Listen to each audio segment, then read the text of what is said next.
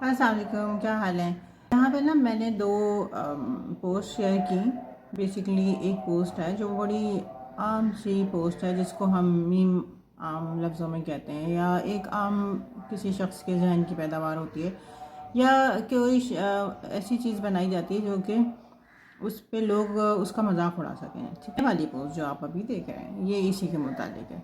جبکہ ایک مفکر کی بات کیا ہوتی ہے، ایک دانشور کی بات کیا ہوتی ہے، کہتا وہ بھی وہی ہے، ٹھیک ہے، لیکن اس کی بات کیونکہ وہ پڑھا لکھا انسان ہے، باشعور انسان ہے، اور وہ اپنے قوم کی بھلائی چاہتا ہے، تو وہ کیا کہتا ہے، وہ یہ بات ہے۔ وہ میں پڑھ کے سناتی ہوں دونوں چیزیں، اور آپ یہ دیکھیے کہ ان دونوں میں فرق کیا ہے۔ مورخین اس بات پہ حیران ہے کہ دنیا میں ایک ایسی قوم بھی بستی ہے جس کا قومی ترانہ فارسی زبان میں، قومی زبان اردو ہے، قوانین انگریزی زبان میں، مذہب عربی زبان میں، ڈرامے ترکی زبان میں، فلمیں ہندوستانی، خواہشات یورپین، عادات جاہلانہ، حرکات درندگانہ، اور خواہشات مدینہ منورہ میں دفن ہونے کی ہیں۔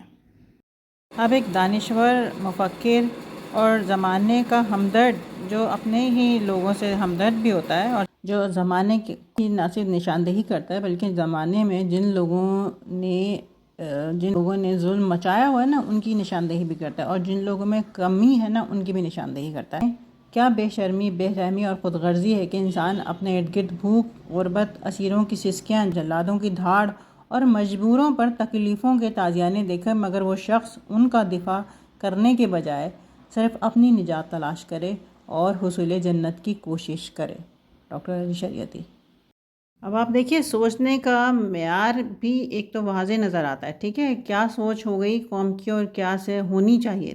نظر آتا ہے کہ جو چیزیں رواداری، حسن سلوک کا باعث بن جاتی ہیں نا، زبان ہوتی ہے، آپ کا ادب ہوتا ہے، کلچر ہوتا ہے، ڈرامز ہوتے ہیں، یہ آپ کے اندر دوسری قوموں سے ہم آہنگی پیدا کرتے ہیں۔ آپ تو امت مسلمہ تھے، آپ کو تو یہ زیب بھی نہیں دیتا کہ آپ ان عادتوں پہ جائیں، کریں، اور جو مناسب لگتی ہے آپ اسے اپنا لیں، اور جو مناسب نہیں لگتی آپ چھوڑ دیں۔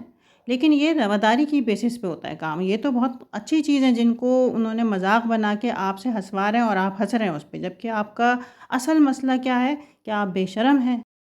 تو ثابت ہو گیا نا، آپ بے شرم ہیں، خود غرض ہیں، اور بے رحم بھی ہیں، کہ آپ ان مسائل کو لے کر آگے آتے ہیں ان پہ ہنس رہے ہیں، جو کہ آپ کے لیے کو رواداری کے طور پہ اپنا لینی چاہیے، اور آپ نے اپنائی ہیں۔ تبھی آپ کو مسلمانوں کو، یعنی آپ کو امت مسلمہ بننے سے کوئی روک نہیں سکا، اور حسن سلوک دیکھتے ہوئے لوگوں نے خود اسلام قبول کیا۔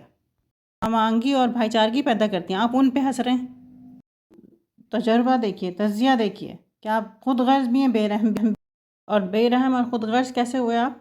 کیونکہ آپ لوگوں کو سسکتا ہوا دیکھ رہے ہیں، آپ لوگوں کو بھوک اور افلاس میں مبتلا دیکھ رہے ہیں، اور آپ کے پاس شاید وہ سورس ہے کہ آپ یہ سب ان سے بہتر زندگی گزار سکتے ہیں، لیکن آپ کے اندر سمجھ، کیونکہ آپ نے غیر معیاری تعلیم حاصل کی، تعلیم ہی حاصل نہیں کی 70-75 سال، تو اس وجہ سے آپ کی وہ تربیت ہی نہیں ہے، اور آپ نے اپنے ہی مفکر دانشوروں کو نہیں پڑھا ہے، یہ سوچ کے کہ یہ تو ہندوستانی ہے، یہ سوچ کے یہ تو ایرانی ہے، یہ سوچ کے تو افغانی ہے۔ تو آپ نے بیسیکلی وہ اسلاف ہی بھلا دیے جن کے اوپر ماخذ، جس پہ دین کھڑا تھا، جس پہ دین یہاں تک پہنچایا جنہوں نے، ان محسنوں کو بھی بھلا دیا آپ نے۔ تو آپ تو بے شرم ہیں، بے رحم ہیں، خود غرض ہیں، بالکل ٹھیک تجزیہ ہے یہ آپ کے بارے میں۔